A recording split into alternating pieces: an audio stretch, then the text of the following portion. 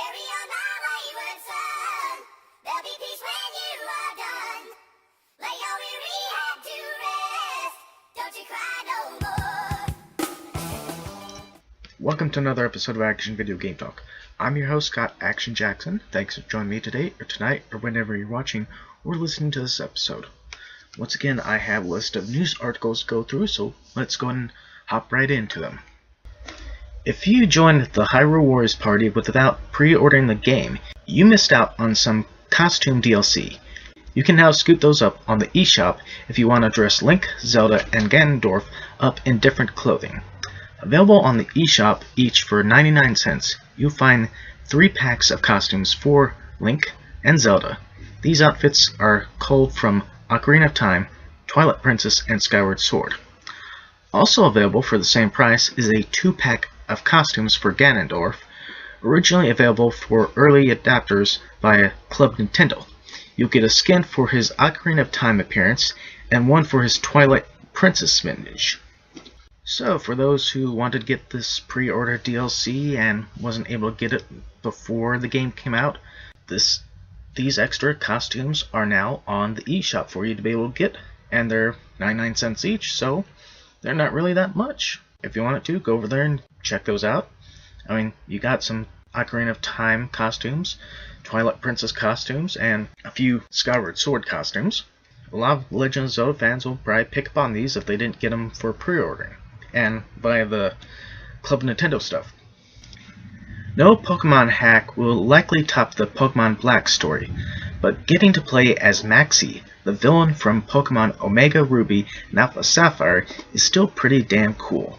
YouTuber user Hunter B uploaded a short video that shows Maxie in the starring role after a ROM hack and a player model swap.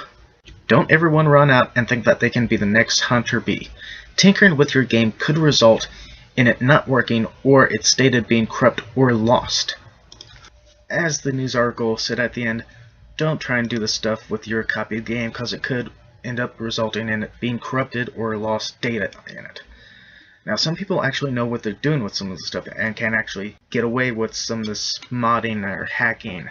In this case, it's one of the main villains for the Pokemon Omega Ruby and Alpha Sapphire being a playable character. I don't quite know how far into the game it'll let you go. It just depends on how much effort this person put into modifying the game. But it would be an interesting little video for people to check out to see what it looks like. And you never know, this might open up the possibility for maybe, I don't know, a villain being a star of an actual game that could be coming out, or maybe somebody can make a hack game that's only about a villain. Sony Computer Entertainment and Samsung Electronics are partnering to bring some game streaming to smart TVs in the first half of 2015, Sony announced. The PlayStation Now service, which will allow TV owners to play hundreds of PlayStation 3 games streamed with the cloud, will be an app included in Samsung's Smart Hub. Games will be played using a DualShock 4 controller, which will be sold separately. The TV version of PlayStation Now allows players to earn in-game trophies and play online with other players, although it isn't known if they too must bring the TV version or if they can be on a PlayStation 3 or 4. All game saves are uploaded and downloaded from the cloud. Attendees at CES 2015 will be able to get their hands on the Samsung Smart TVs with PlayStation Now built in. No other details regarding game pieces or the library were given at this time. So all this news article is saying is that in the first half of 2015, some of the newer Samsung Smart TVs are going to actually have the PlayStation Now service built into it. From what I know, the PlayStation Now isn't really getting over that well from what I've heard. Most people are still, doing the digital stuff from the PlayStation Network and physical games. PlayStation Now is kind of a different thing altogether. So I wouldn't be surprised if later on some of the actual Sony TVs will start having it built into those.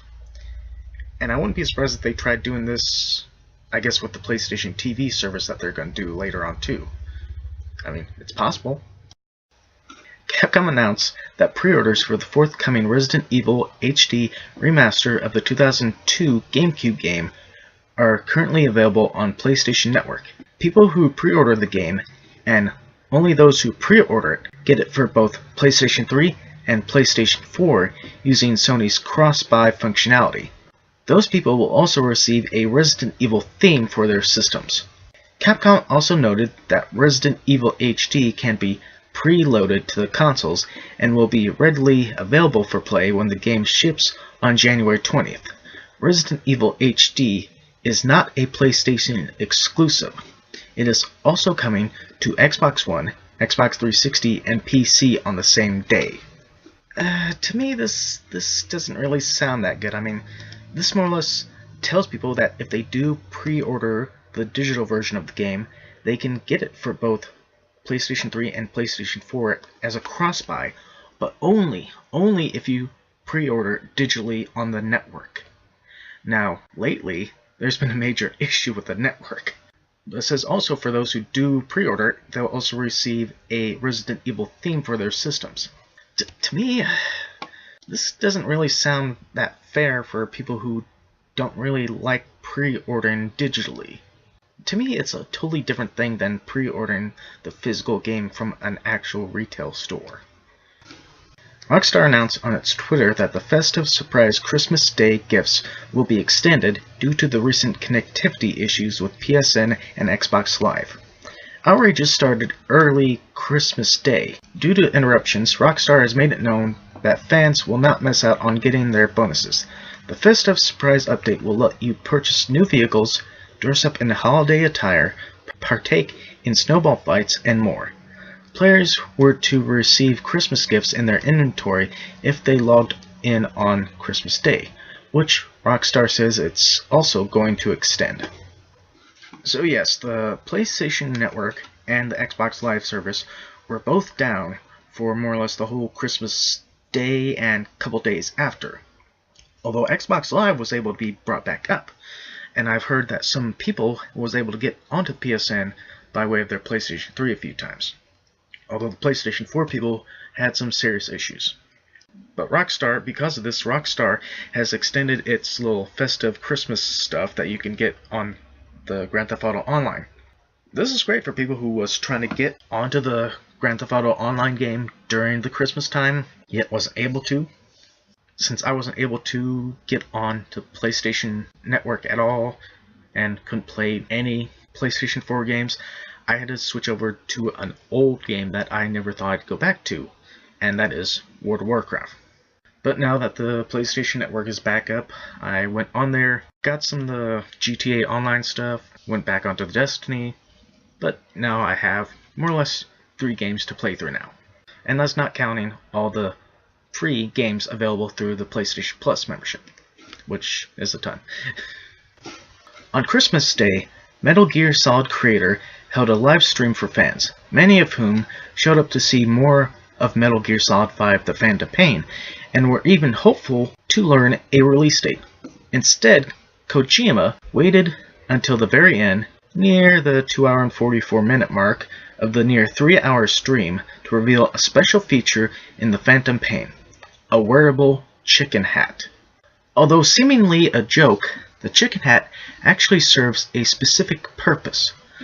Kotaku reports that frequent failure or difficulty with missions will cause the game to ask players if they'd like to wear the hat. When selected, the hat appears on the in-game character, who then becomes nearly invisible to all surrounding enemies. Essentially, it's designed to act as an aid to help players through tougher sections of the game. Now me, I have not seen this 3-hour stream that they had for this, I guess, announcement or whatever it is for showing off footage for Metal Gear Solid 5 The Phantom Pain.